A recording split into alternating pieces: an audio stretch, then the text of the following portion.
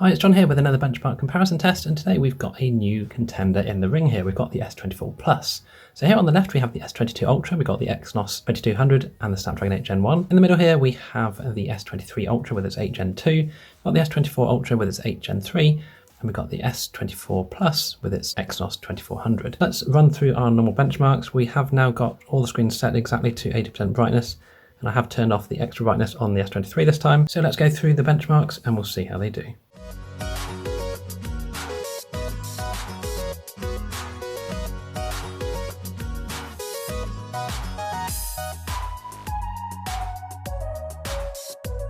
Okay, so the GeekBench CPU and GPU tests have finished, and we've got the averages on the screen now for both single-core, multi-core, and the GPU scores. So some quite interesting results. Obviously, the S22 Ultra looking pretty old now in comparison to the S23 and S24 series. Obviously, we can see here the S24 Ultra has won by a fair margin, but the S24 Plus with the Exynos 2400 isn't that far behind. Score of 2195 on average over those three tests. Multi-core as well, 6906 compared to 7118. Not a massive difference between them. Now, if we look at the GPU as well, very interesting result here. The S24 Plus with the Exynos 2400 has beaten the S24 Ultra with its Adreno GPU. So the X-Clips versus the Adreno is a similar story to what we saw with the S22 series. You can see the 8 Gen 1 always getting beaten by the Exynos 2200. So yeah, some very interesting results there. So let's move on to AnTuTu Benchmark now, and we'll see how they compare here.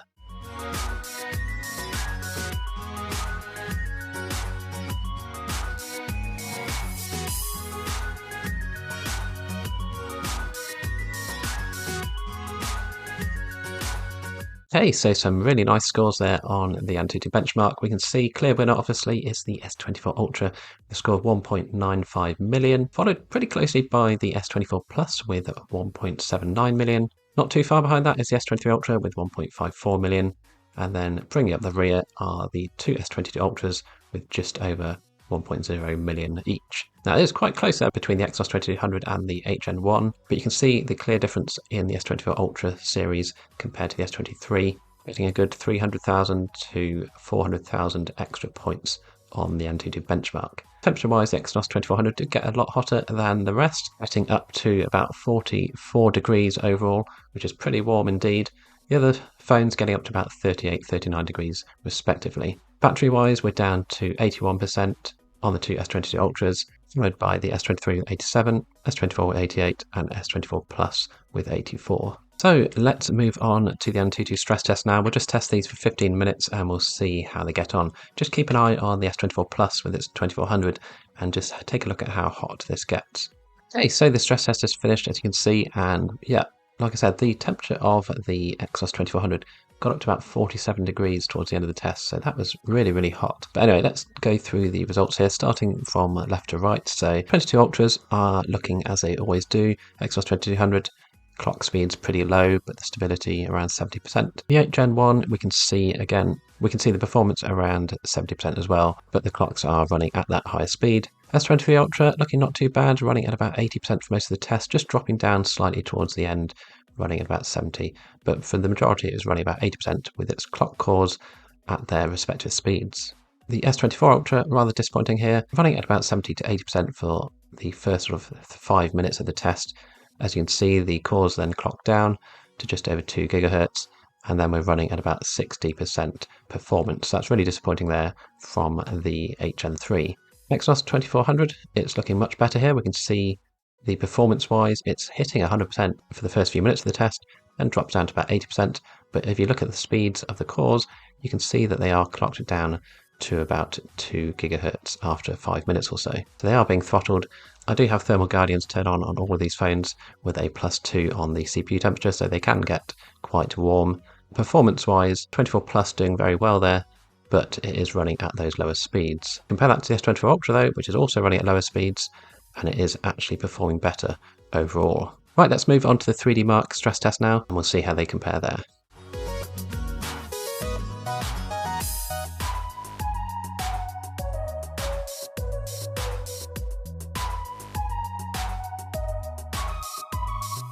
Okay, so the clear winner here after the wildlife extreme stress test is the S24 Ultra with a best loop score of 4928, well over 1000 points higher than the S23 Ultra. S24 Plus best loop got 4154, 400 points higher than the S23 Ultra, and the lowest loop, of course, is also replicating those results. Both the S24s beating the S23 Ultra quite comfortably. They are slightly lower in their stability, but looking back at the S22 Ultras, obviously they are quite far behind now. Temperature-wise, again, the S24 Plus getting very, very hot, 49 degrees at the end of the test there, 45 for the S24 Ultra as well.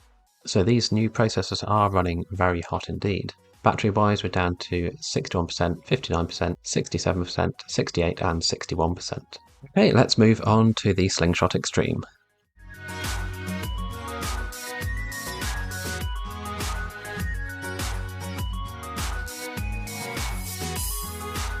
Okay, so the Slingshot Extreme has just finished, and as you probably noticed, it did crash there on the S24 Plus. I did have that happen on the S24 Ultra the other day. It does seem to happen sometimes on these newer phones, I don't know why. But anyway, looking at the scores here, we can see the S24 Ultra comfortably winning here in every single test. If we look at the S24 Plus, we can see that it did just about beat the S23 Ultra overall, just missing out on that graphics test 1 by about 3 FPS, which is obviously not something you would notice, but it did comfortably win in all the other results there. S23 Ultra though still doing really well here. Right, we'll now move on to the Solar Bay test, and this isn't going to work on the 8 Gen 1 because it doesn't support the Vulkan graphic tests as it's going to do. So we'll see how the other 4 compare with this sort of ray tracing test.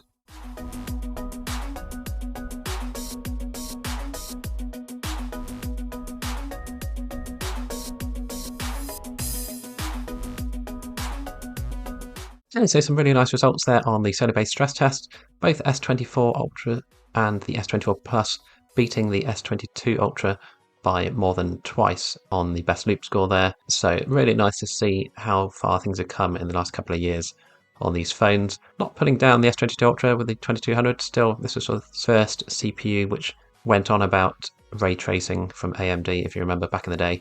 S23 Ultra still doing really well there, score of 5372 and a lowest loop of 4091, which isn't actually that far off the S24 Ultra. Best loop score, however, of course, goes to the S24 Ultra, with just 34 points behind on the S24 Plus. Temperature-wise, though, again, 49 degrees on the S24 Plus, 46 on the S24 Ultra, whereas the S23 was just at 43 degrees and the S22 at 41. Okay, let's move on to the BrowserBench, and we'll see how they compare with browser speed benchmarks.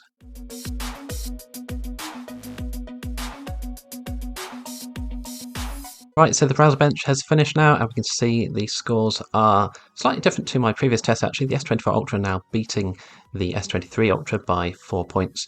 Again, there's very little between the two of them, to be quite honest, so I wouldn't say the S23 Ultra is slow in comparison. Interestingly, the S24 Plus only got 180, that's with its Exynos 2400, and we can see the S22 Snapdragon getting a nice 162, which again is not that far behind the S23 or S24 series. With the Exynos 2200 though, that measly score of 58 is quite embarrassing. So browser-wise, even if you're still running the S22 Ultra Snapdragon variant that is, you'll have no problems at all if you do a lot of browsing. So at the end of this test, we're down to 44% battery on the 2200, 50% on the 8 Gen 1, 51 on the 8 Gen 2, 53 on the 8 Gen 3, and 42 on the Exynos 2400. I am currently recording a battery drain test, a proper one, where we go from 100% to 0%, so be sure to subscribe and hit the notification bell so you can be notified when that gets released. So I hope this video was useful. If it was, please do like, subscribe, leave any comments you have down below, and if you've got any better scores than me, be sure to put them in the comments. It's always good to see how different phones compare to each other. And again, thanks for watching, and I'll see you in the next one.